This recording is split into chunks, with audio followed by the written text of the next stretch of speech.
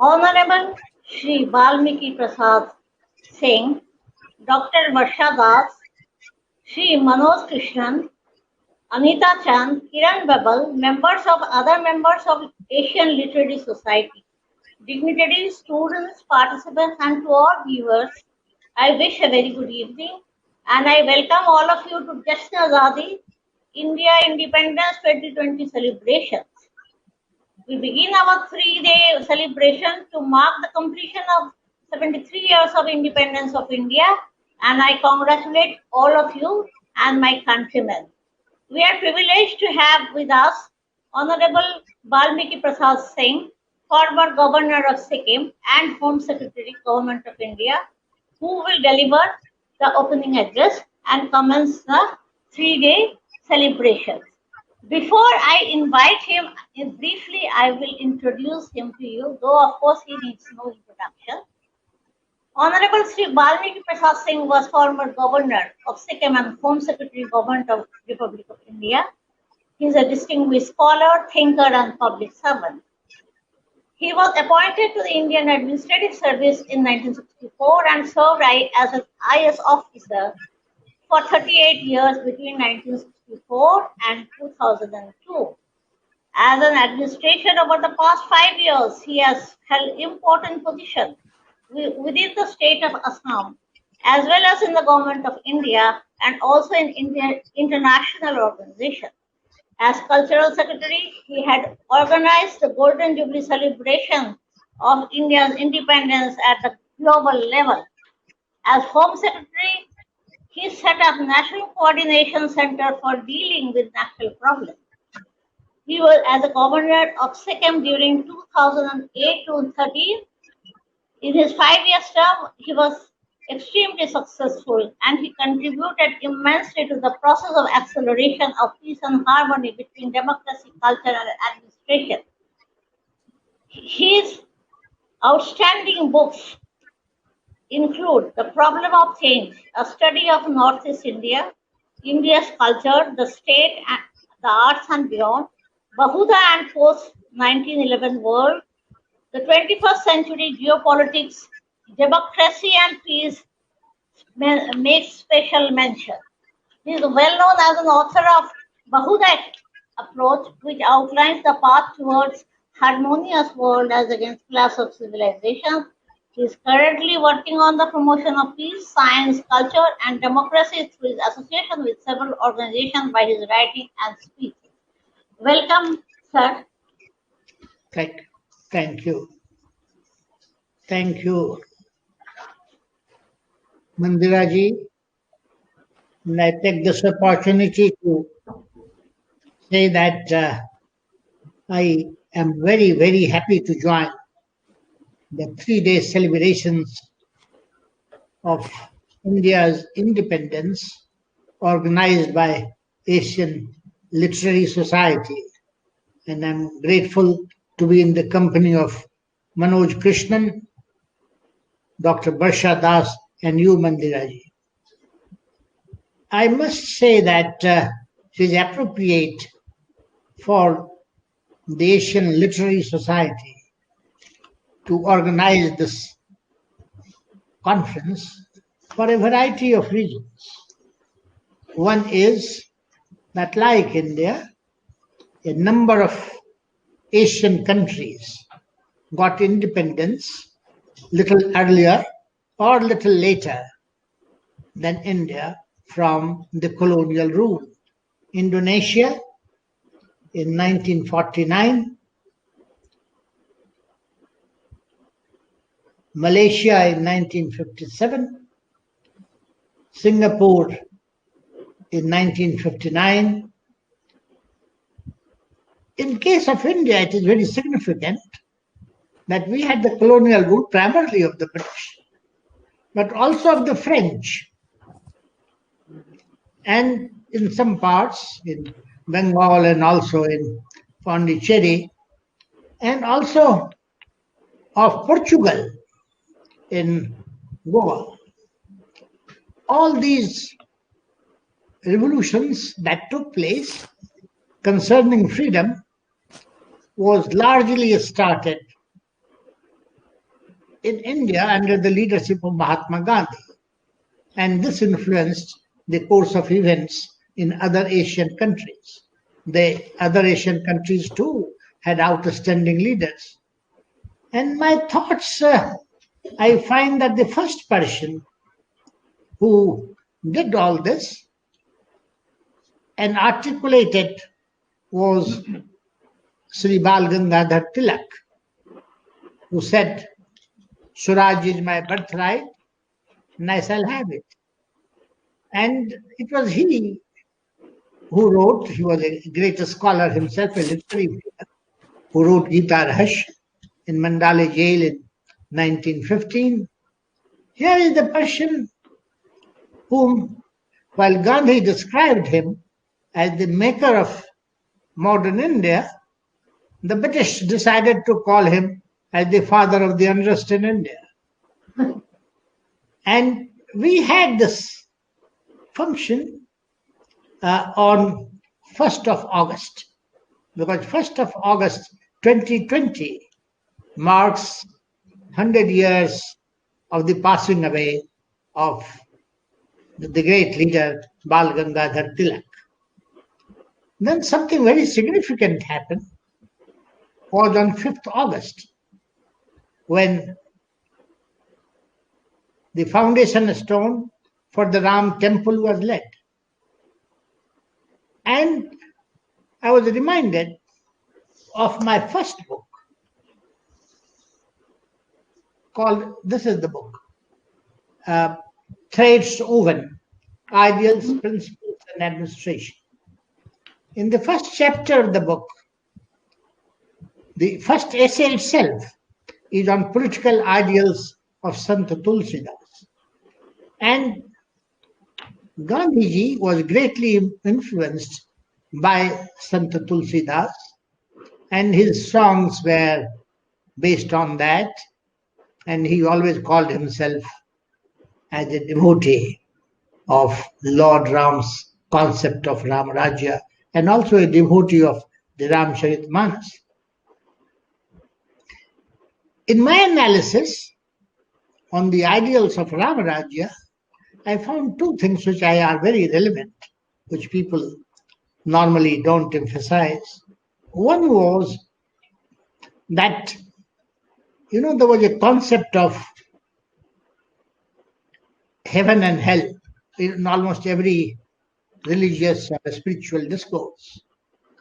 And Tulsidas wrote, Ja Suraj Priya Praja Dukhari, so Nirp Avash Narak Adhikari. A reign, an area, a country in which people are starving, and that king will have no other place but hell after his death. And he went on to say something again, which I was in the World Bank when I was executive director, and we were entertaining the vision of a world free of poverty, which Bapu had done here. So I was greatly impressed.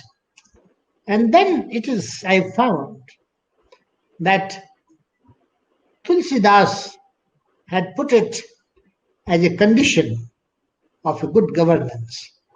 He writes that poverty is the biggest thing. नहीं दरिद्र सम दुख जगमाई. And Bapu took all this and went on to give economic content to Indian freedom movement.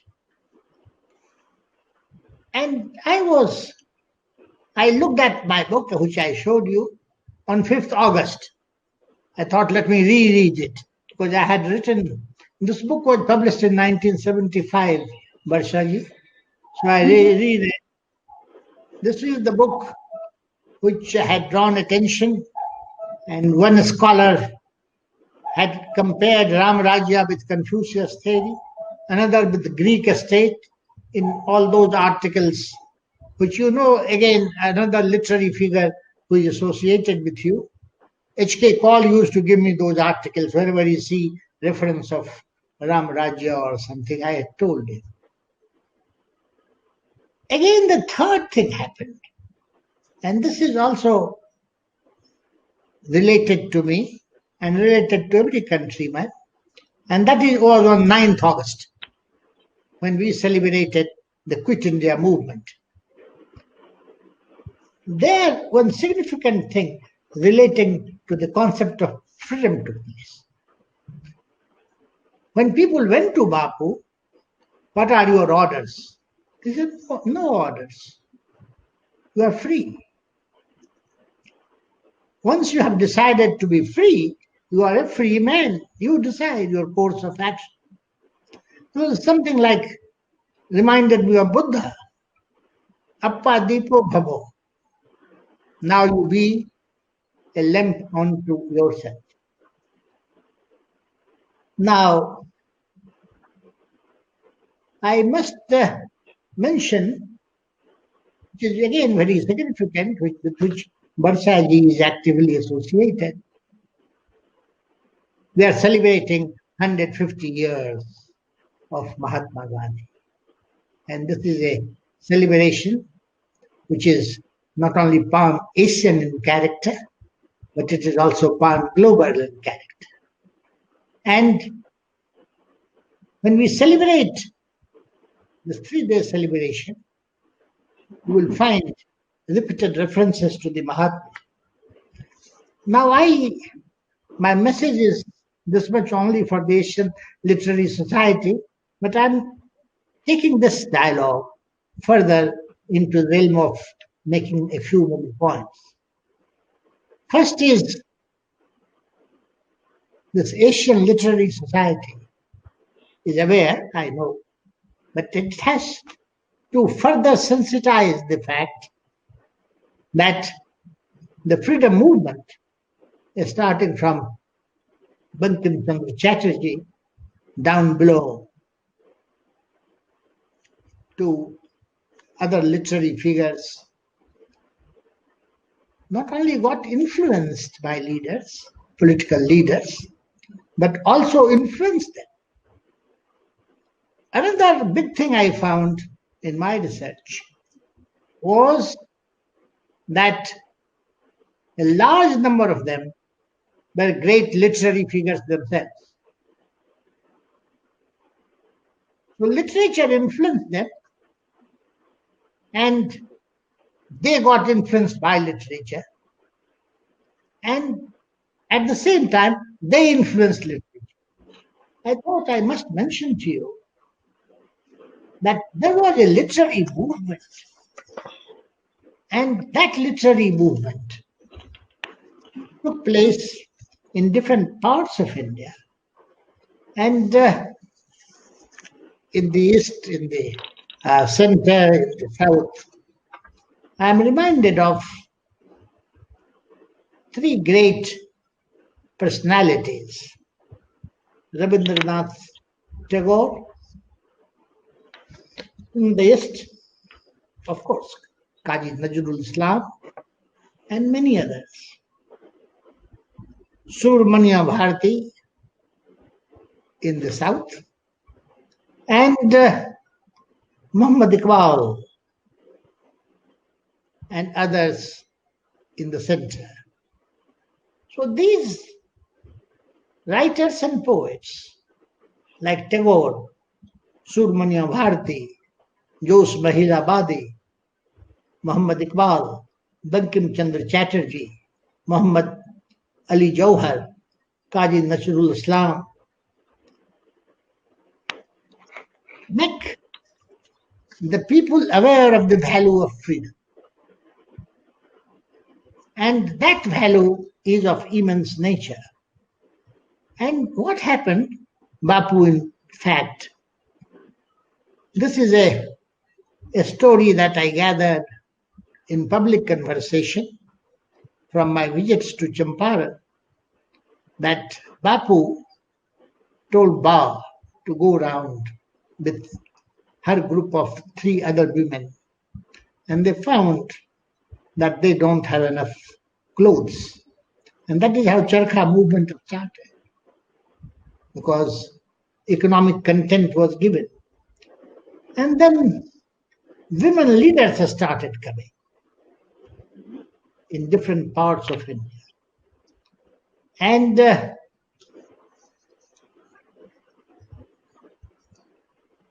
side by side, what happened was this non-violent movement was a strong movement led by Netaji Subhash Chandra Ghosh, who set up the INA, Indian National Army, or Azad Hind Force, and wanted full independence.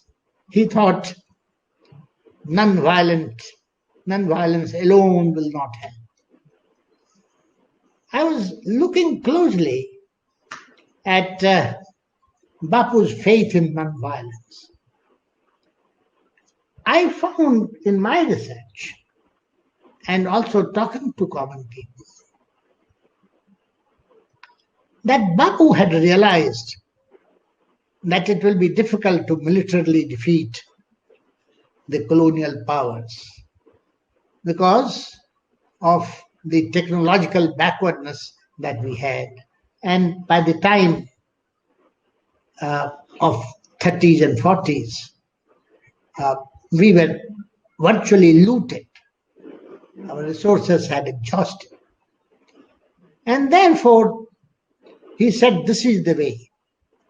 And this civilizing mission and all that humbug, he knew has no value. This is the means of loot. On the other hand, what happened was that the people came to know in common discussions about their ancient values, and they found, they knew, they believed, and again they found, and because it was revealed to them by these great minds, poets, philosophers, and literary characters, that you are inheritors of a great civilization. And this was put brilliantly by Sri Aurobindo, no great admirer of Netaji, no great admirer of Gandhiji. And he said, the British and the other colonial leaders will soon find that they have no answer to this non-violence based movement, because the British civilization, the Western civilization, has become so bereft of creative ideas that they can't find out an alternative gospel to guide the people, to guide the nations.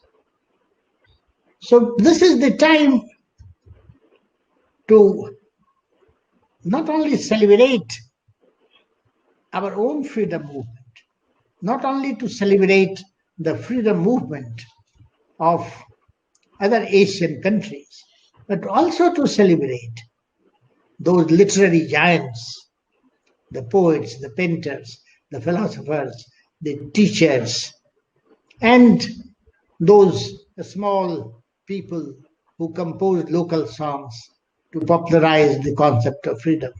Because freedom is something which is very, very important, because it is not only our right, but it also our goal. And therefore, when the time came of independence, people thought what to do. And it was there that the great men and women of India decided to go for the Constitution of India. The Constitution of India, in my view, is not only a product of great classical system of knowledge that India had, but also of freedom movement, also of reforms movement and literature. And the Constituent Assembly was constituted, consisting of 389 eminent persons selected from all walks of life, and they deliberated for 2 years, 11 months, and 18 days to give us the Constitution. Is so valuable and it is so comprehensive, which guarantees the freedom of expression, which guarantees that each person will have the right to vote, one vote and one value. So there was no distinction between men and women. There was no distinction between rich and poor, high caste and low caste, and things of that nature. And so this was a glorious era in thought process, in the process of securing real freedom. And people, these great leaders, went also for affirmative action for those who were neglected for centuries, for women, for a number of other things. So it is very unique, the Constitution of India, and it went on to influence in the making of the constitutions of several Asian and African countries, newly independent countries. It also influenced the civil rights movement in developed countries, in USA itself, in Africa. And Gandhi ji became a global figure without any effort virtually. He was not making effort to become a global figure, but the manner in which he lived, the manner in which he practiced these concepts of non-violence, peace, economic freedom, that raised him to become a world figure. And it is no wonder that we call him the father of the nation. And we also hail Dr. B.R. Ambedkar as the father of the Constitution, as the maker of the Constitution. And we must also remember on this occasion the great leaders like Sri Rajagopalachari, the first Governor General, Dr. Rajendra Prasad, the first President of India, and also the President of the Constituent Assembly, Jawaharlal Nehru, the first Prime Minister of India, Sardar Vallabhbhai Patel, Maulana Azad, and a number of other chief ministers who were outstanding people. And I had the privilege of delivering memorial lectures on them. And I take this opportunity to pay homage to them, that this Jashn-E-Azadi 3-day festival that the Asian Literary Society has organized will go a long way in bringing this to the people, to the students, and to the future generations of Indians. I thought with these thoughts, I should close my statement. I have taken a lot of time, but I know this is the occasion on which you get emotionally charged. And for a person like me, I must tell you, Varshaji, I am a product of the Quit India movement. I was born in 1942. On 26 January 1943, my father, Babu Harivansh Narayan Singh, who had joined Netaji's movement, was asked to hoist the national flag in the subdivisional court. He went there and he got naturally arrested and sent to jail. So for 1 year, when he came back, I was already 2 years and months. So this is what happened. My grandfather had joined the freedom movement with Gandhiji. He was known to him. And what a change freedom has brought. A person like me, whose father was arrested on 26 January 1943, was asked to hoist the national flag as the sub-divisional officer of Lakhimpur on 26 January 1967. Just 24 years later, this happened. When I was hoisting the flag, I was actually celebrating this event, Jashn-E-Azadi, Yes. which I Literary Society has organized. I pay my homage to the great martyrs of the freedom struggle. I pay my homage to the great literary characters of this freedom struggle and to numerous others with whom I had the opportunity to interact when I was organizing 50 years of India's independence. Thank you so much. Thank you, sir. Thank you for your outstanding address to all of us, for all of my generation who has nearly taken birth a decade after the independence. We have learned about everything through osmosis or by reading books, but this time we have someone who have addressed so much of his and your this thing and experiences. We are indeed enlightened, and thank you, sir. On behalf of Asian Literary Society, I really I mean very happy to hear everything, and I have learned so many things, and in future also we'll be able to learn so many things from you, sir. Thank you very much. Thank you.